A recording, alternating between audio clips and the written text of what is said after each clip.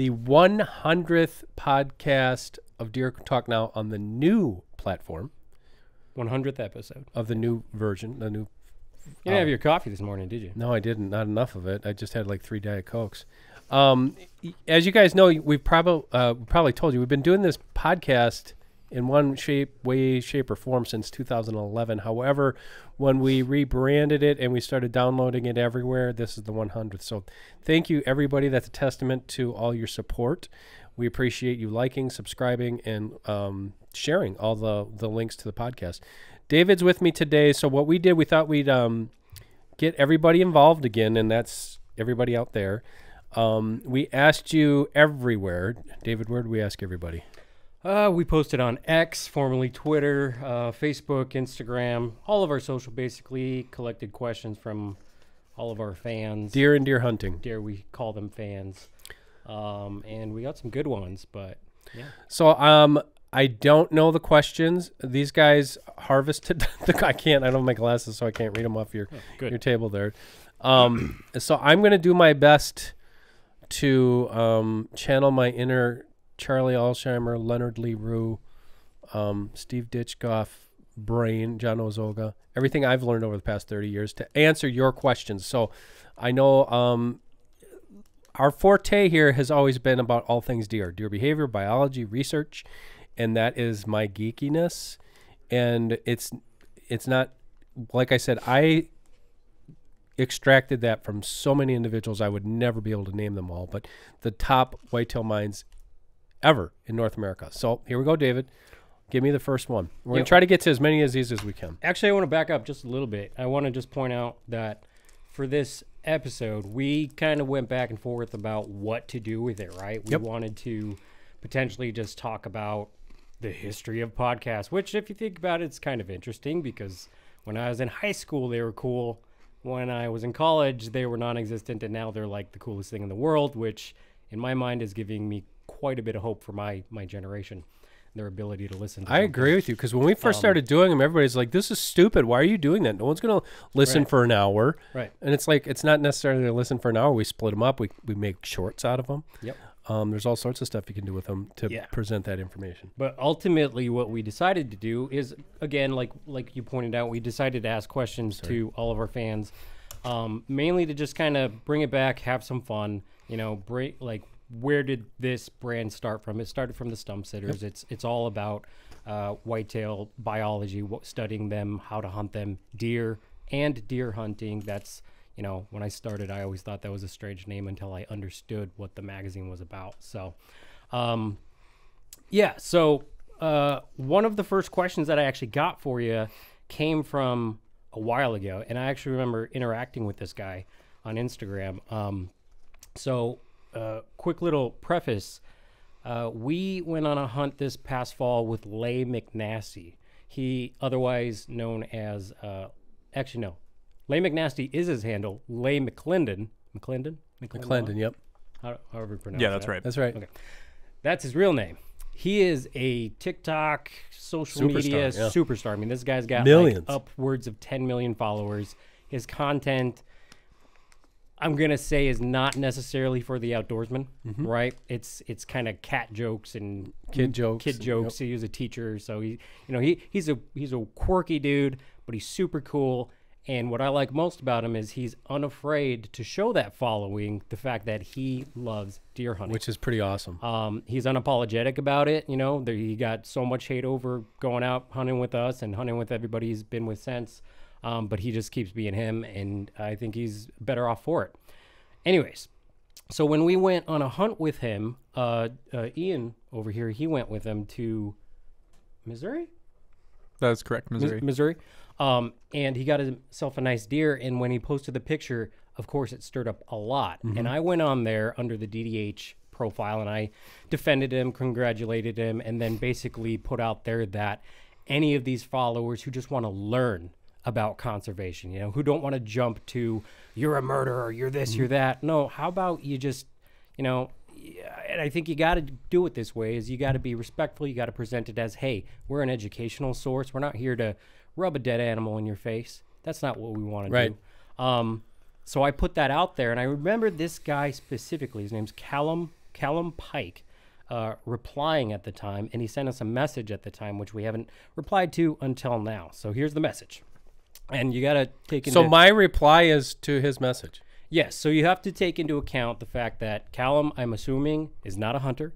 Okay. But he's one of those guys who saw that post and said, maybe there is something there for me to learn. Okay. So that's why I want to read it, even though most of the people listening to this are going to be like, obviously I know what that answer is. That's pretty interesting. Okay. All right, so Callum says, I've got a bit of a loaded question that was spurred on by Leigh McNasty's post on deer hunting.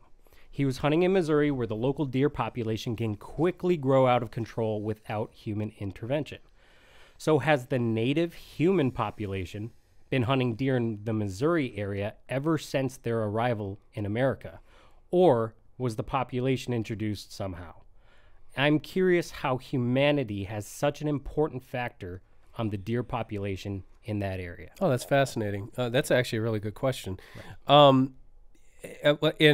If you know anything about deer and you followed this for a long enough time, when settlers, I don't know if that's even politically correct, whatever, we don't care if we're politically correct. When settlers, when Indians. When Europeans came here, whenever, Columbus, hundreds of years ago, there were 30 to 35 million whitetails in North America estimated. And that's pretty much what we have now. So to answer that question in short form, yes, there were deer everywhere, along with millions of bison and everything else. Humans definitely have affected everything. I mean, look at the bison. The bison wasn't wiped out because the bison, do you guys know that story? The bison was wiped out because it was a commodity. And by wiping out the bison, white man had a stranglehold. Ted Nugent wrote about it in his song, Great White Buffalo. Yep. It was not because they wanted pelts and meat and all that kind of stuff. They knew by eliminating the bison, they could control the Native Americans. So humans definitely, obviously, no matter where you are going to affect the landscape. If you're looking at just from a pure whitetail perspective, the whitetail was dwindled from the time, settlers got here until 1900. So you're looking at what, 1492, just say 1500. 1500 to 1900. In 400 years, we went from, let's just say, 35 million whitetails in North America to 500,000. And that's it. And most people who were uneducated say, oh, well, they needed to eat. They wanted to. No, that wasn't it. The whitetail became eventually, by the 1800s, it didn't take long, it became a commodity. And it was sold in fine restaurants in New York and Chicago and things like that. And it was just like anything else, trapping. There was a value placed on whitetails. That's where the term buck came from. David, give me $5. $5 was 5 deer pelts. That's what they were worth because they needed the skins. So was there any regulation back then on them? No, there was, and that was unregulated. So when conservation came in, regulated hunting. That was market hunting, which isn't hunting. It's profiting off of a resource. They called it hunting because people were going out slaughtering deer. It's kind of potato, but conservation, as we know it as hunters, didn't start until the turn of the century. And then we went from 500,000 in 1900. In less than 50 years, it was millions. But to answer his question, in Missouri, yes, the whitetails were always there. They were pretty much everywhere where you see them now. Population levels might have been different, but like if you would have gone back 500 years, Alabama, Georgia, Mississippi, all those places had great whitetail populations. But then by 1900, they were stalking deer from Michigan and Minnesota and Wisconsin down in the south because they were just completely depleted down there.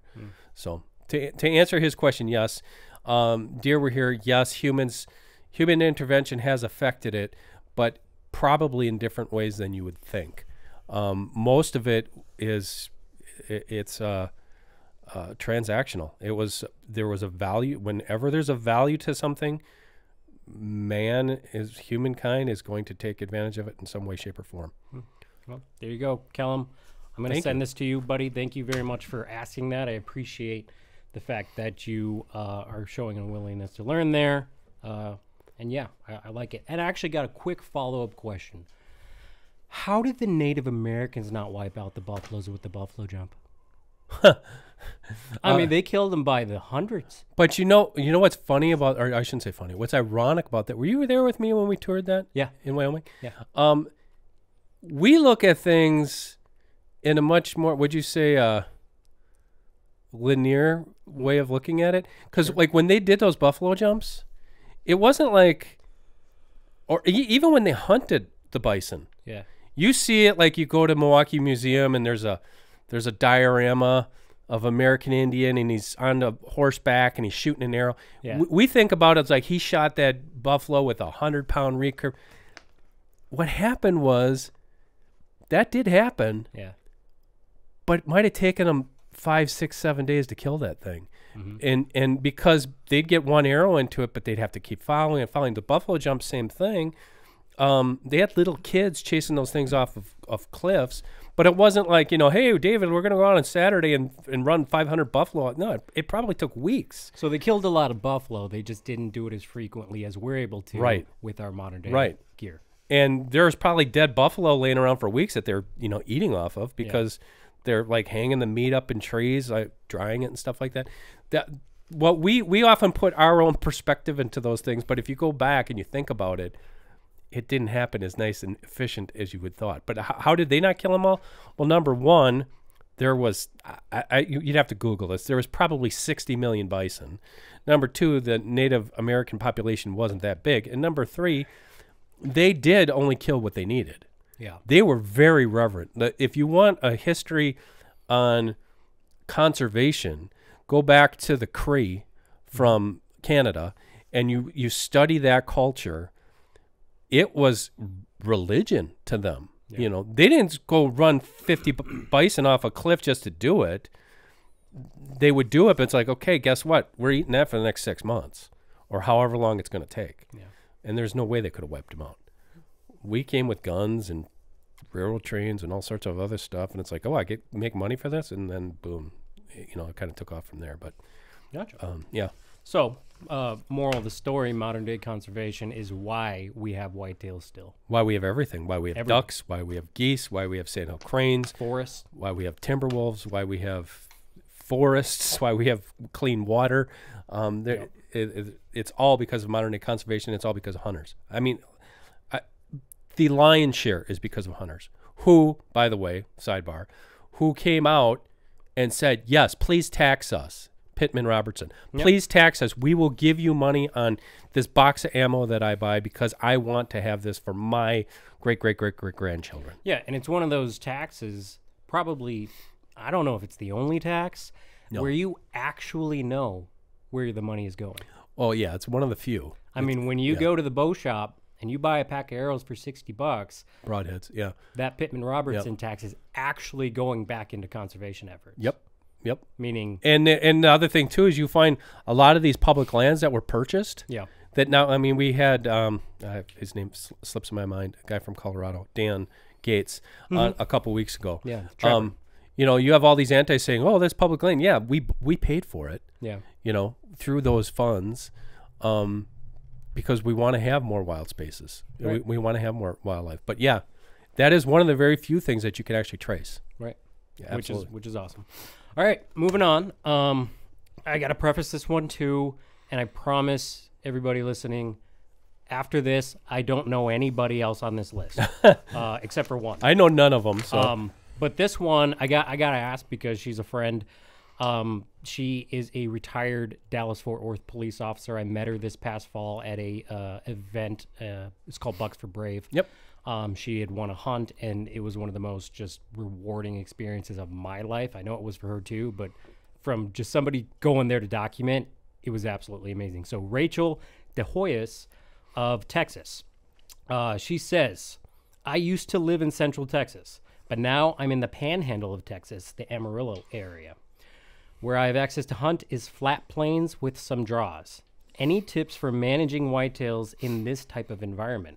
We have a couple of feeders out near some draws, but all the wildfires were a few miles north of us. This just happened like a month ago. And I'm hoping to attract the displaced deer to our ranch.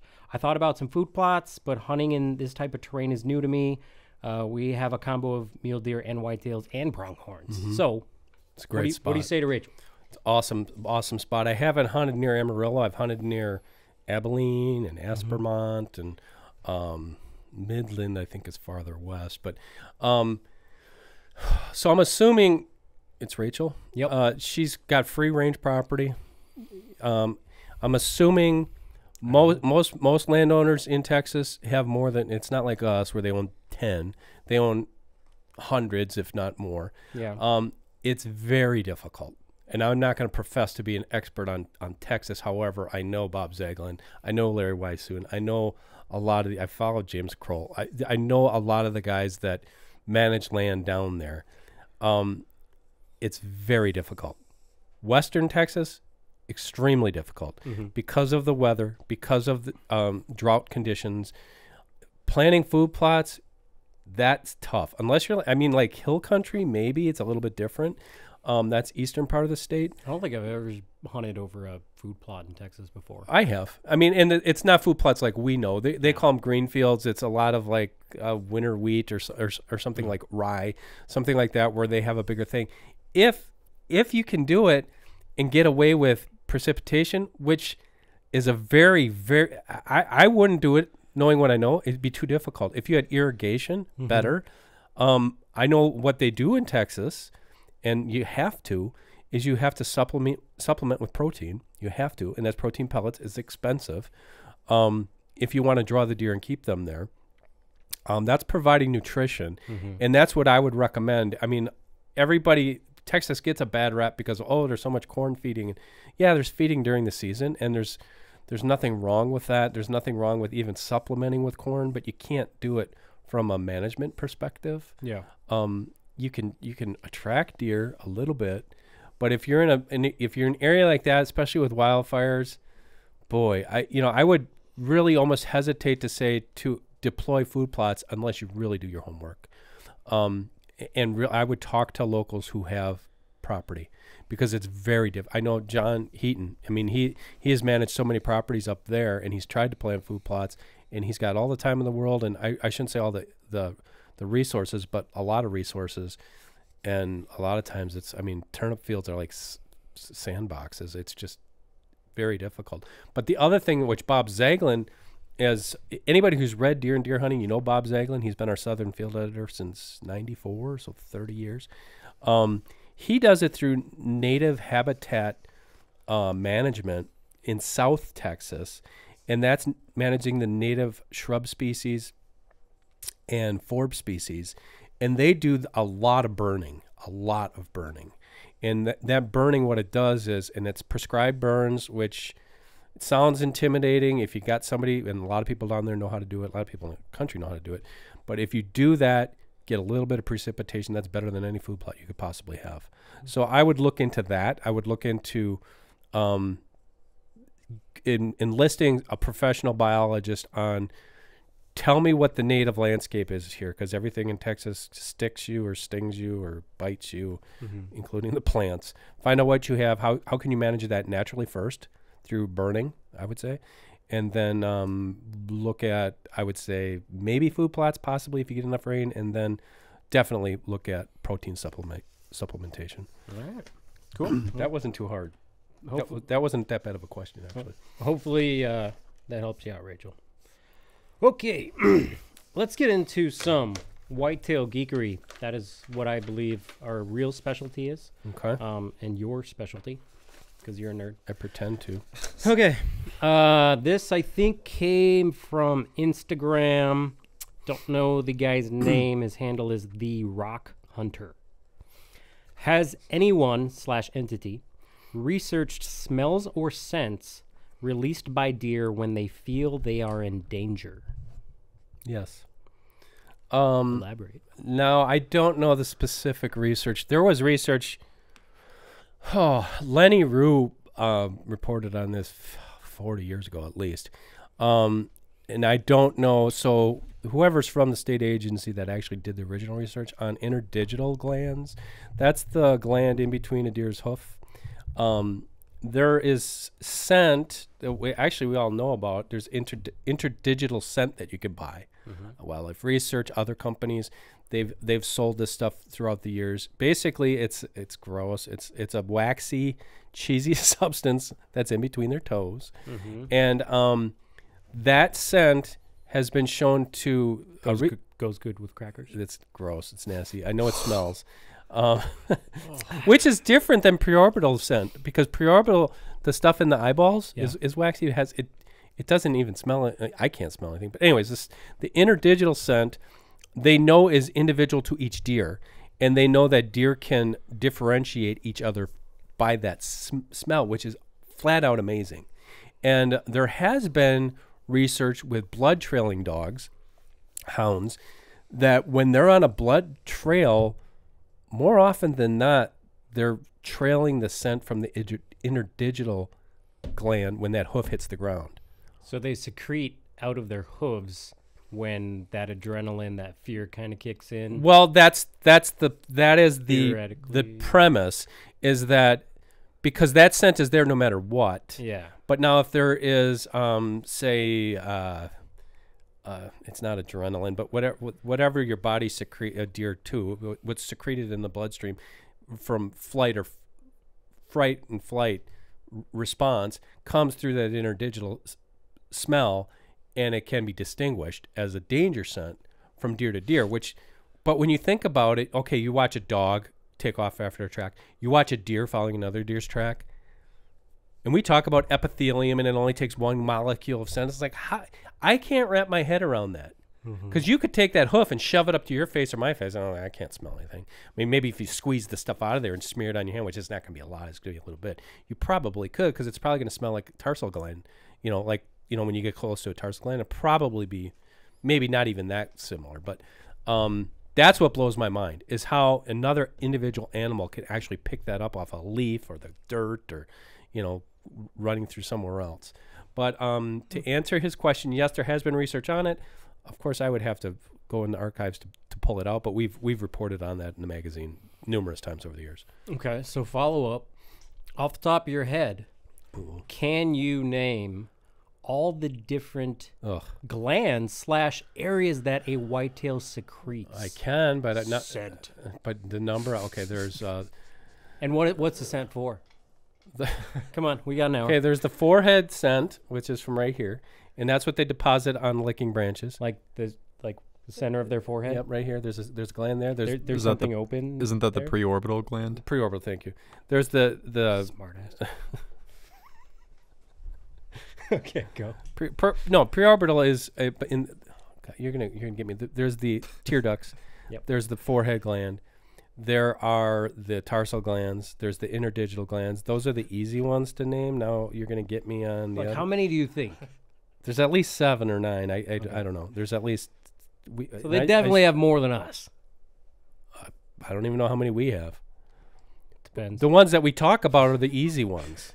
But you said, are there different messages? The messages are all the same. Basically, is it's deer identifying each other, which is like they know individual deer.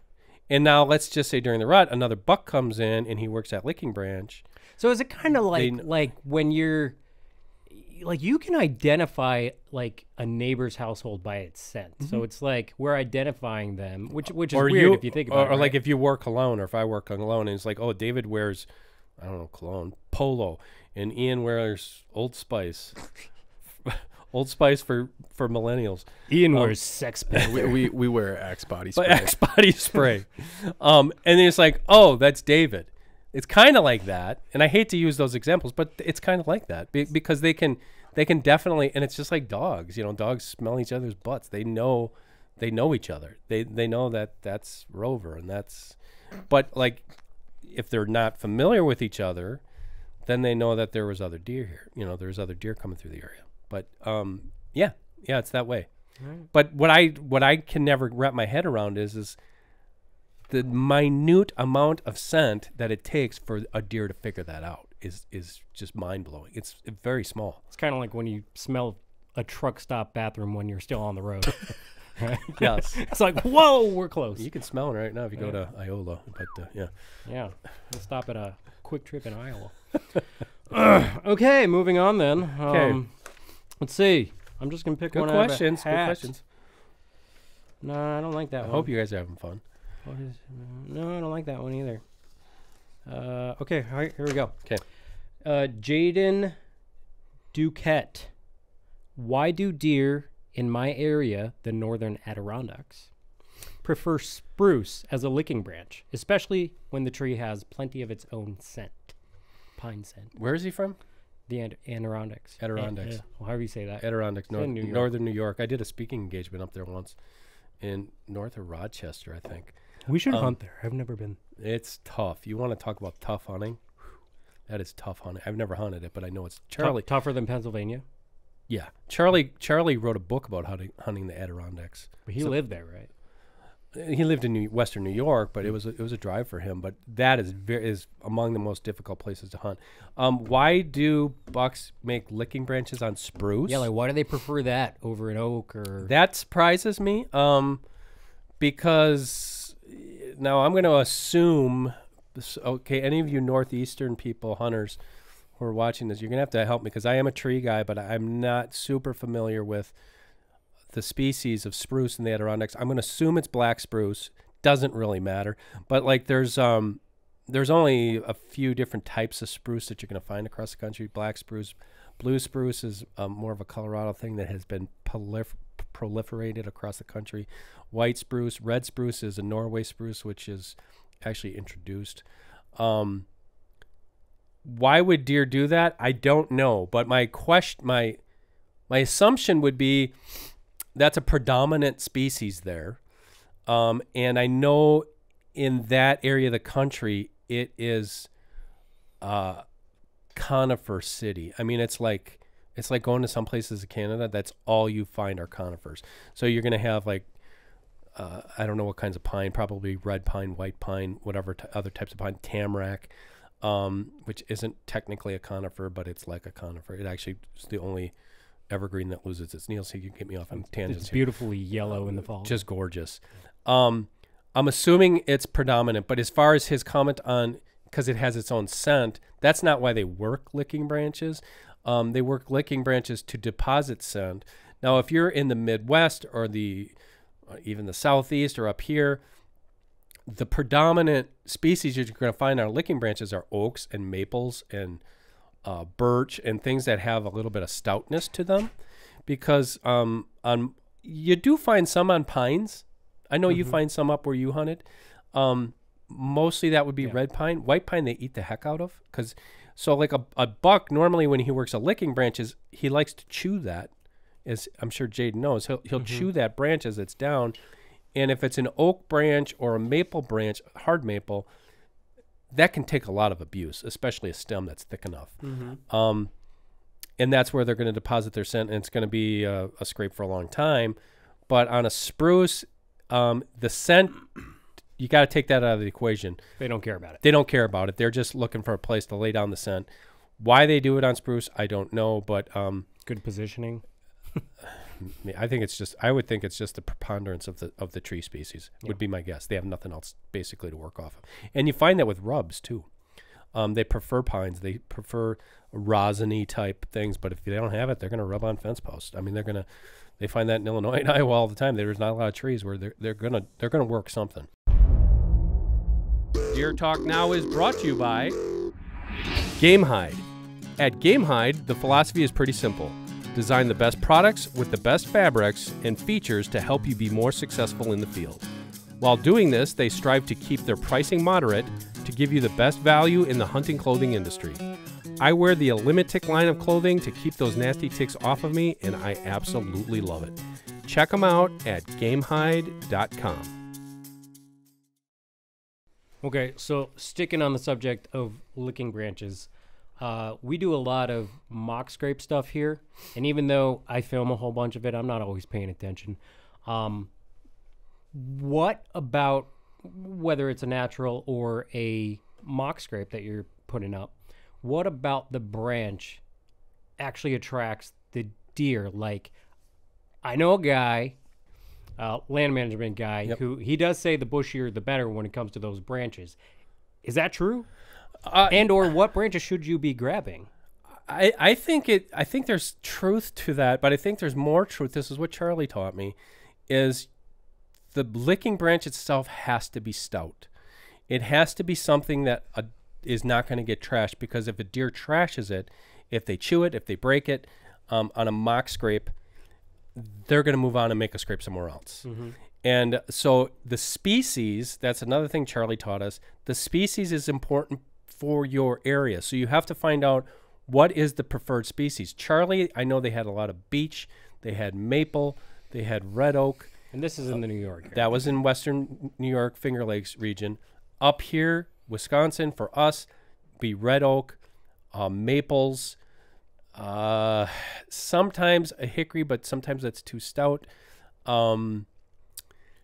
Aspen can be, but that's a softwood, and they'll chew it. So the more they're, I'm talking about a mock scrape, if you put out, in the bushy part is, that allows them to deposit a lot more scent. So I don't know who told you that, but that is true. So when they're... Steve Bartello. I was going to guess it was Steve. When they're rubbing their eyeballs and their forehead up in there, they're getting a lot of scent on that. So are they just getting high kind of when they're doing that? Like, are they just in like a mind They're frenzy? like a dog rolling in the grass. They're like a dog that found a sardine can because they walked past my office, and I threw the sardine can out in the yard, and the dog's going to roll in it. A deer is kind of that way with a scrape, with a licking branch, and they want to get as much scent up in there as possible. Also, I think a lot of it is just it's kind of like a reaction. They get up in there and they're kind of doing their thing. But it just to have one stem versus one that's got multi stems and leaves and some brush on it, I would go with the one that's got more mass to it. But it has to be stout. It has to be secured very, very tightly. Whether you're putting it on a fence post or you're putting it on a tree or using one of those active branches, really cool things that Wildlife Research Center has that you put the things down in there. Yeah. So they can't break that off. Because if they do break it off and you don't get back there for a week or two, you might have missed your window.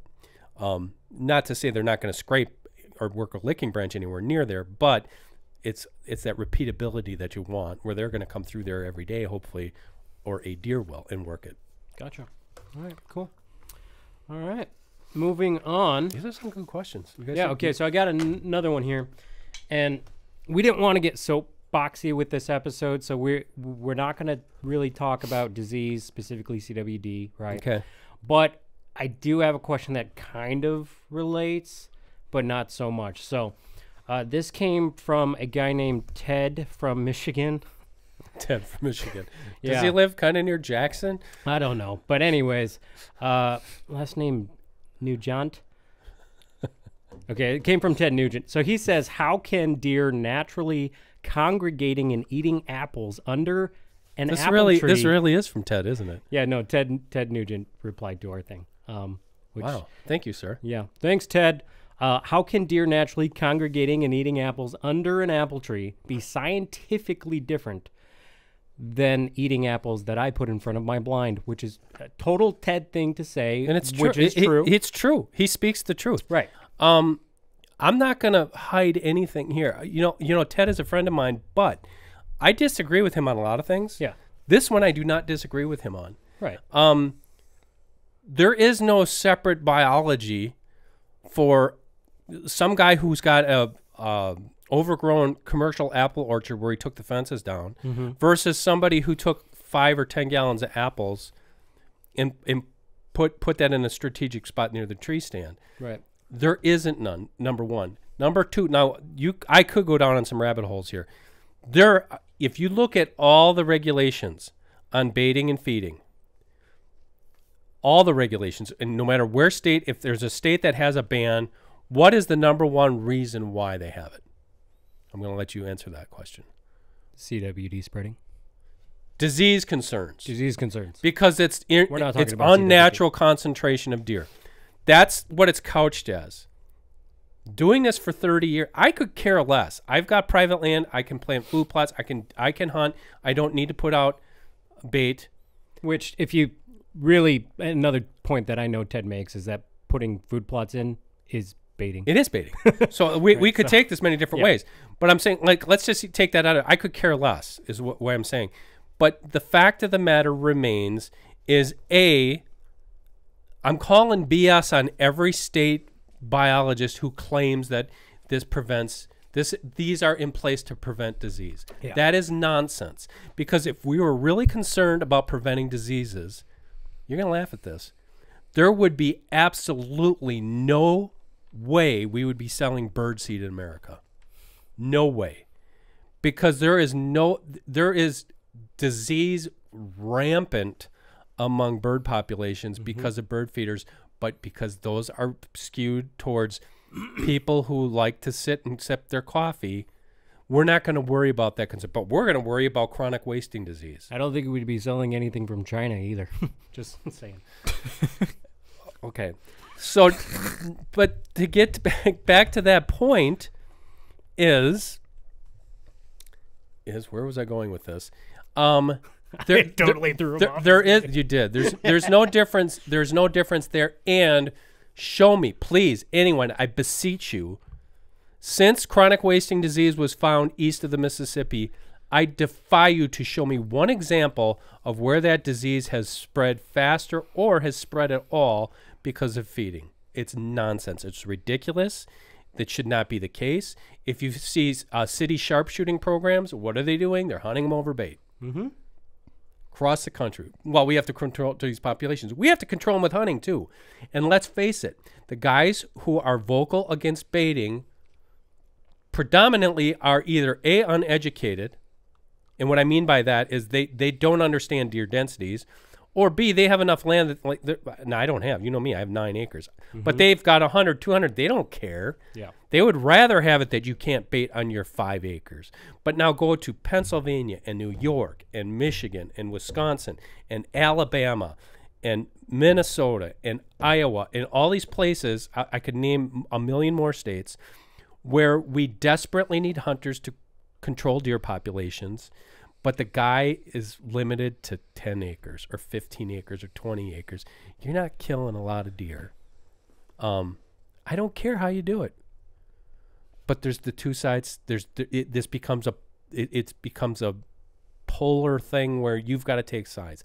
But to answer Ted's question, there is no difference. No difference. Ultimately, it's all BS, and you and I will still be planting our baiting plots this spring. Yeah, I'll be planting brassicas and turnips and whatever else I can, so I see some deer. All right. Thank you, Ted from Michigan. Whoever you are. Okay. This one comes with a picture.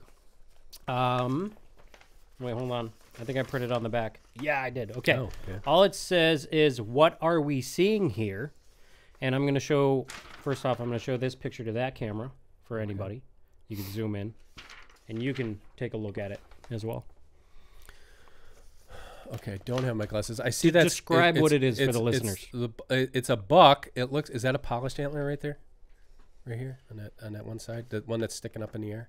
Yes, it's one polished antler, seemingly no antler on the other side, but well, what's hanging down there is what would have been the start of the growth of an antler.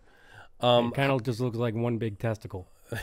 Yeah, it's a big blob. That happens. You know, there's so many in this situation with a deer like that. It could be genetic. It could be an injury. It's going to be one of the two.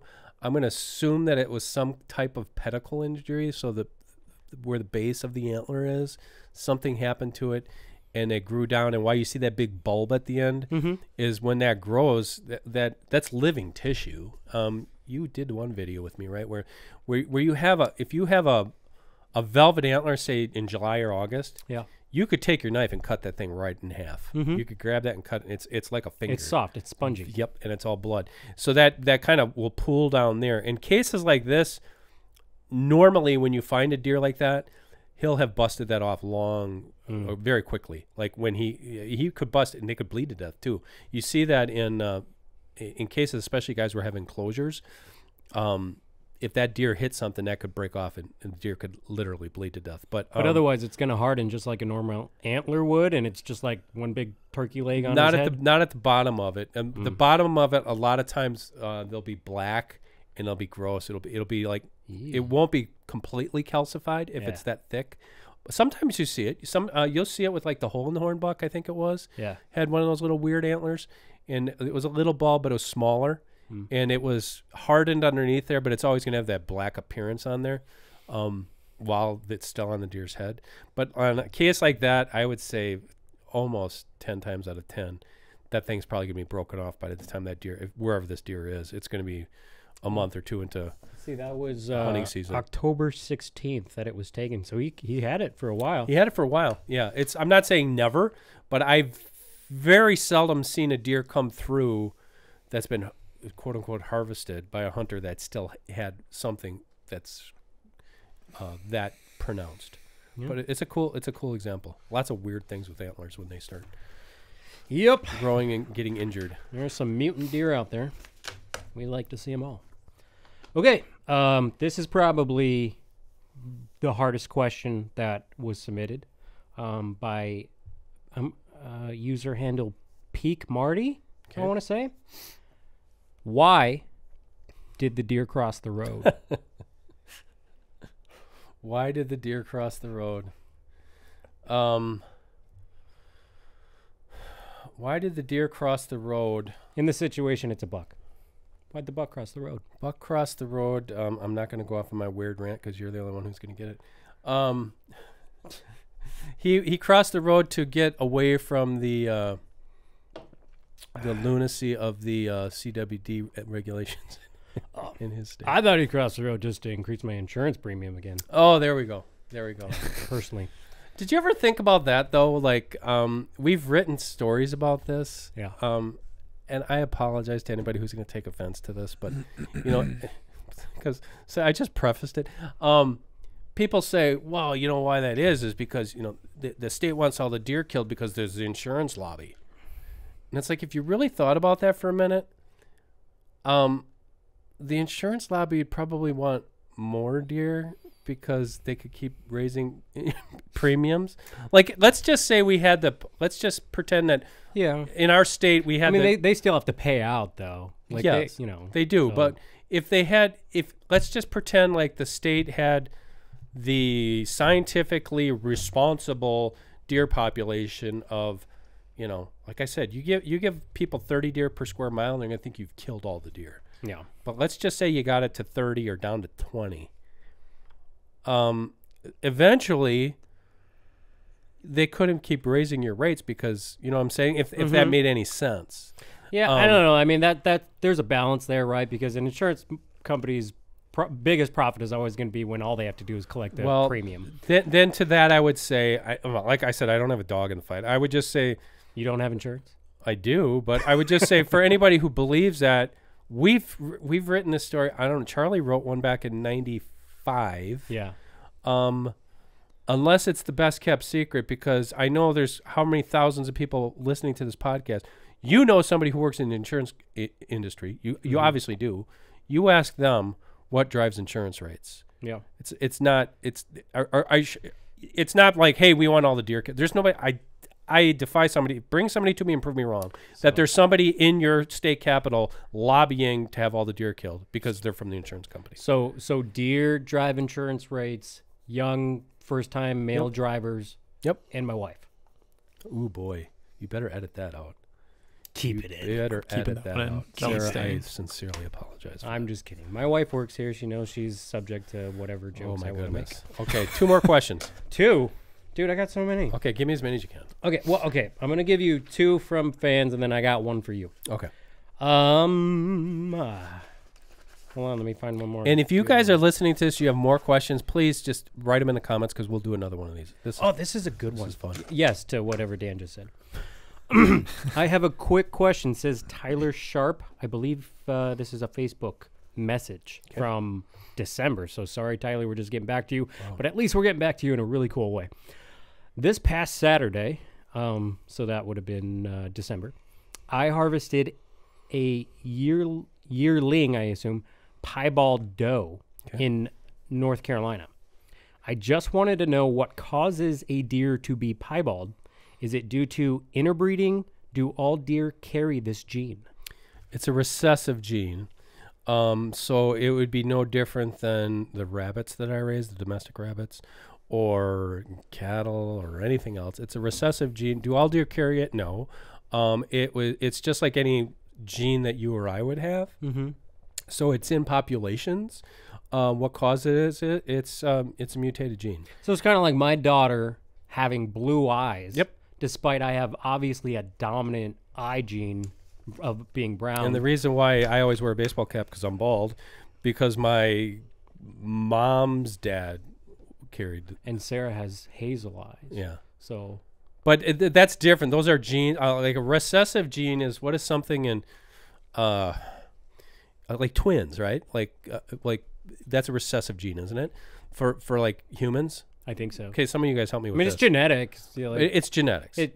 Theoretically, I could have twins. It's supposed to skip a generation, too. It stays in populations, though, which is a good question that he has. Because you see that in pockets across the country. There's one here in Wisconsin, over in Buffalo County, that has pockets of albinos. Mm-hmm. And there's another one that's actually not too far north of here where you see a lot of piebalds. And that stays within that local population. And that would be almost impossible to eradicate because you wouldn't know. There'd be normal deer walking around that had that recessive gene. The other thing that a sidebar is a lot of states, I don't want to say most because I don't know the number, but a lot of the states, I would say preponderance of states, allow you to harvest piebald deer, but not albinos, which is ridiculous. It is an inferior trait. Mm-hmm. Just because they're pretty, I don't think they should be protected. But that's neither here nor there. To answer his question, it's in the genes. It's in the genes. It's in the genes. I'm going to not make a joke on that one. Okay. I'm just going to randomly pick. I got like 3 more here, but I'm going to pick one of them. They're all pretty simple, I'd say, for you. Okay. Let's go with Bailey Mack asks. We know Bailey. We do? Yeah, he sent us that video. He sent us, he's a younger guy from the South, right? All right, well, I'm going with someone else. Oh. I'm just kidding. No, we got to answer this question. No, he did a short with us, yeah. He did a video. He sent us a he video. had a question was he about the one, some land. Was he that short where, like, there was a bunch of construction? Yes. Yep. Yes. And he was trying to figure out how to handle How to handle it, yep. Okay, answer that question real quick. Okay, so Bailey, this was last year, right, Ian? Yeah, you followed up with basically just a response, and yeah, you can go into it. He had started hunting his parents' land or somebody's land, and he had a small place to hunt, and the neighbors basically were just like major construction going on, and he wanted to know how that would affect the deer. It's like, it's definitely going to affect the deer, and my response to him was, you're going to probably have to adjust the times you hunt, and it's kind of like if you're hunting in a city area, and you see a lot of deer. Let's say you have a small access to 5 or 10 acres in a suburban area. You know there's a lot of deer, and you want to go hunt. You have to completely change your mindset. Normally, probably hunting at dusk, and that's probably maybe early in the morning, but getting there super early, being very conscious about your wind direction, and then just realize that construction's not going to last forever, that commotion, and the deer will come back to their patterns, but you're probably going to have to find some other places to hunt, like a couple backup spots, and then only hit that spot where the construction's going on. Like I said, you'll be looking at some short hunts, 2-3 hours, and maybe a lot more sitting in the dark than you want to do to capitalize. It's not a super secret. It's basically just being super smart about your entrance and exits, and trying to catch those deer as they're cutting through on the fringe hours of daylight. Okay, so Bailey's new question is, what is the best food for whitetails in the summer? Depends. Like if you're near egg, or if you're planting food plots, if you're planting stuff, Steve's recipe of, Yeah, I mean, like if you were to just like rye and oats and grasses and. I mean, it also depends, I think, where you're at, right? So, like, Yeah. if you were to just give like a universal answer, because like I'll use my dad as an example. He listens to almost everything that we do, right? Proud of his kid. I appreciate that. But he's like, he'll listen to Steve and talk about chestnut trees. and he'll immediately just jump to, like, he doesn't consider region at all, right? So he immediately jumps to, oh, well, I got to do that. Or now he's convinced he's got to plant beets, you know, and I know they like beets, they like sugar beets, but is your soil going to grow them? Yeah. Right. So if you were to give a universal, kind of doesn't matter where you live, this is a pretty safe bet thing to plant. There really isn't a safe bet because it's so varied in the South and the North. In the South, it's a lot. Honestly, the best stuff in summer would be forbs, which is a fancy word for weeds. Yeah. And weed management, because those broadleaf weeds are, you know, deer are browse creatures, and are they going to be eating? I mean, if you've got a beautiful alfalfa, you know how hard it is to plant or to get alfalfa if you're just a guy, if you're not a farmer. That's difficult. So if you're hunting a small like wood area or something, would you say in that case just berry browse, try to get some sunlight to the ground? So get sunlight to the ground. Like example, to use your dad's example, let's just say you have woods and you don't have food plots, and you know if you have a brush hogger, you can rent one for $60 for the day, and you've got a bunch of overgrown berry brush. You go in there and mow that. Like, okay, we're doing this in spring, this podcast. You mow that now in spring, or even in May, or even early June. That's the best food you can have. Yeah. If you've got that. If you've got berry brush, oh my gosh, you're going to have tons of deer in there. Because not only are you going to get in that berry regrowth, you're going to be getting anything that's underneath there. And chances are there's going to be some preferred weeds, but there's also going to be some preferred woody stems like poplar, or, you know, aspen, poplar, the same thing. Or, you know, maple or something in there, depending upon where you're at. Southern guys have a little bit tougher because you do that in a piney, sandy area. What are you coming back? It could be kudzu or something that they're not going to eat. So it really depends.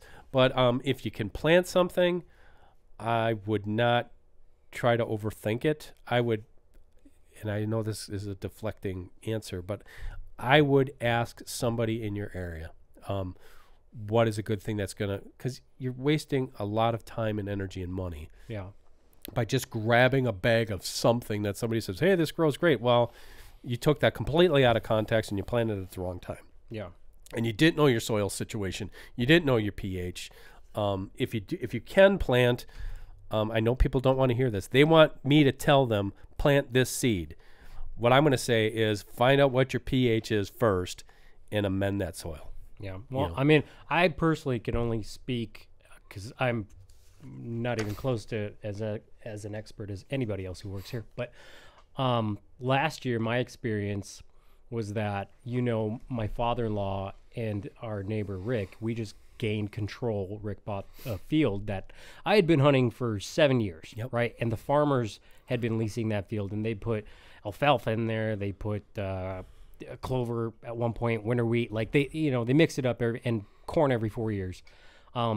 Which is smart, by the way. Yeah, and I never. Well, yeah, from a farming perspective, yes. from a soil perspective too. From a deer hunting perspective, I found success there, but it was nothing like when we finally took over. Right. Because last year, what they did was late spring. It's a 7-acre field, so we way overkilled what we needed, right? It's so much so that the deer were on the other side of the field every time I went to go hunt. But in the late spring, we planted brassicas on the entire thing. And we're talking like as big as double softball size. Monsters. So they had monster turnips, radishes, you name it. And those things, the deer were flooded there all season long. Again, what we didn't account for was getting them close enough to our bow stands. But what was really surprising to me is that those brassicas and everything, due to their size and due to the quantity that we planted, they lasted throughout the entire winter. I mean, up until a couple weeks ago, and it's the end of March right now. Up until a few weeks ago, there were still visible turnips that they were eating. And so they were there all winter. And I really figured that out when I went shed hunting. And again, I hunted this spot for 7 years. Over those 7 years, I maybe found 3 sheds total. Last year on this one field, I found over 11 sheds. Didn't you tell me, though, also that they planted things other than brassicas in there. I think it was a big blend. Like, I think there were a couple rows on the west side of the field or the east side of the field that was wheat, like winter wheat. I think. And actually, that's kind of where during bow season those bigger deer congregated. You know, I mean, it was all blended in. There were still turnips and stuff over there, but they definitely congregated on that far side where we had absolutely no stands. The only reason I bring that up is, I've learned through Steve and other people the hard way, in that is very tempting when you get something that comes in so fantastic like that. That's like, oh man, I'm going to do brassicas, and then you have a failure, and then you've got an entire failure. Yeah. So to have that diversity, like, I know the guys are like my buddy Corey, you know Corey, and Michael, they plant in between rows. There's some really fancy stuff that you can do that where if you do have either a crop failure or the deer just come and obliterate whatever you put in there, there's something else that's coming in there too. But that's for food plotting. Yes, if you've got that option, and especially like 7 acres, a lot of food, little tiny plots, mostly kill plots. If you're getting like quarter acre, I mean, a quarter the size of a football field, half the size of a football field, that's a candy bar. It's not going to last for very long. So if that's the only food that you have, you got to start thinking of some other ways. Well, let me ask you this, because obviously our overall goal is to hunt and kill big deer. But the goal that we really achieved was getting them to finally congregate here rather than at the neighbors, right? But considering you got to get them within bow range, is there a point to where a plot is too big? I don't think so, because I take it from a different perspective.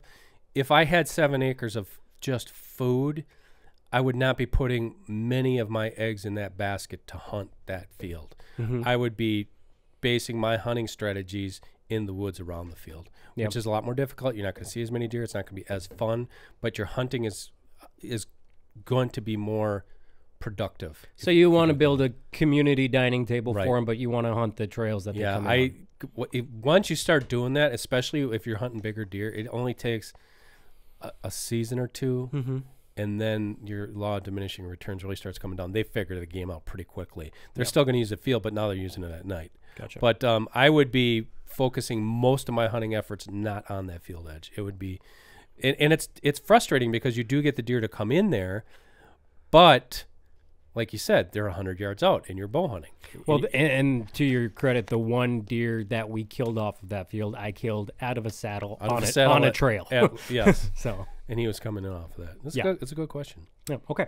That is it for submitted questions. Okay. So thank you, everybody. Thank you very much, everybody. I want to close it out with a question to you. Okay. And I want you to get as geeky as you want to. Dan Schmidt grew up wanting to be the editor-in-chief of Deer and Deer Hunting magazine, something I always admire him for because he made it happen. What, to you, we all know you love deer, but what is like the most fascinating factoid about whitetails, like in Dan Schmidt's head? Mine is just their simple will to live. I don't know if there's a scientific reason for it, but what is Dan Schmidt's, like, this is the most the thing that I find most fascinating is deer blood. And what I mean by which you're allergic to, right? Which I'm allergic to. I'm allergic to deer in general. I'm allergic to hair, blood. Yeah. Not so much as I was in the past.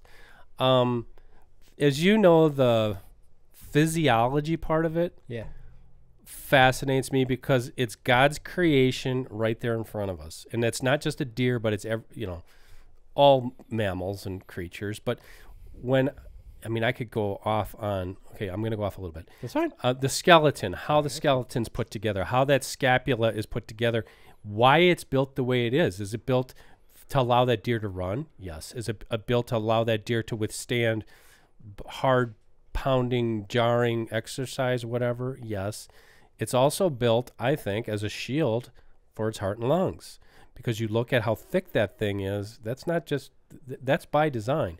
But I could go through the deer, the epithelium on the nose, how they can, what we were talking about, they can smell one little iota of, one molecule of scent and know that there's danger 250 yards to the east. But for me, this would have been a researcher by the name of Dutch Wambold, and he was from, I can't remember if it's UK or somewhere over there, and he was studying roe deer. Those little things? The small ones with the little antlers, and they look like little forks, but that's like a monster. And he was studying blood of a deer, and he described it as a deer's blood is a working hospital. And to me, I've learned that 35 years ago, reading it in the magazine before I even worked here. And when I got here, then they did studies on how much B endorphin is in a deer's system and how much vitamin K is in the blood. And it's like, well, how do they get higher levels of vitamin K than we do? Because they eat all this green leafy vegetation that we talked about. And why is that? Because it assists clotting.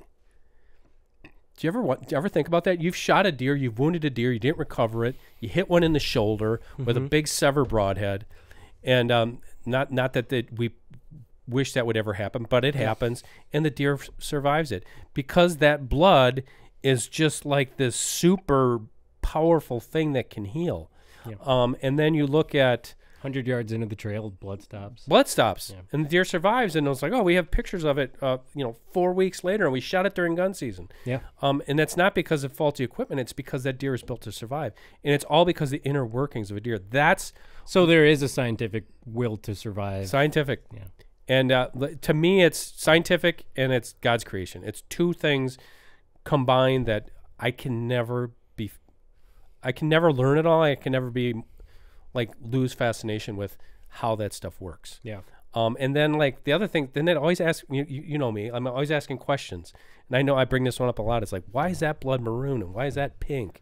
Well, there's different minerals and different things with the oxygen that's going on within the blood. I'm like, I still can't get that.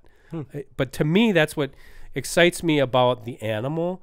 But then the more I learn, and we talk about behavior, and we talk about eyesight and hearing, and then when you learn these things, I had guys when I used to do my speaking engagements, they'd stand up and it's like, you didn't teach me anything on how to hunt. And I said, but if you listen to this stuff, then when you go hunting, blood, maybe not so much as far as behavior, but behavior, then you say, oh, that's why that deer snapped its head up and looked at the field, and I didn't see anything come out, but then 10 minutes later, a deer stepped out because of its hearing and its eyesight. And then once you learn about how they're wired like that, we always say, let the deer teach you how to hunt them. That's one thing, but then you can just marvel in it. But to me, that's what excites me. What excites me is the deer itself. What makes this happen? Why does this happen? Why was it created this way? And I don't think, as Fred Bear told Jack Brower, he thought we'd run out of things to talk about. I don't think we ever will, because I think that's why the whitetail, I think, is America's favorite game animal, is because do other animals have some of the same things? Yes, but the whitetail is so intricately complicated, that there's always going to be things like that even though we probably, I think I knew that, you're still going to be fascinated by it. Yeah. Right. So good answer. You nailed that right on. I'm going to hit it right there, right on an hour. Cool. Right on an hour, and I hope you have plenty of shorts and snippets that you can disseminate, Ian, across the platform. Oh, yeah. Okay. Thank you for joining us. That was quite a ramble. We want to do this again. Just send us your questions. We'll keep them in the bank, and we'll bring them again. For David Gillane, I am Dan Schmidt, and for Ian Sanchez. Thank you for joining us for Deer Talk Now. Like and subscribe. That's all we ask you to do. It costs you nothing. And share it with your friends. Until next Thursday, we'll catch you again for another episode of Deer Talk Now.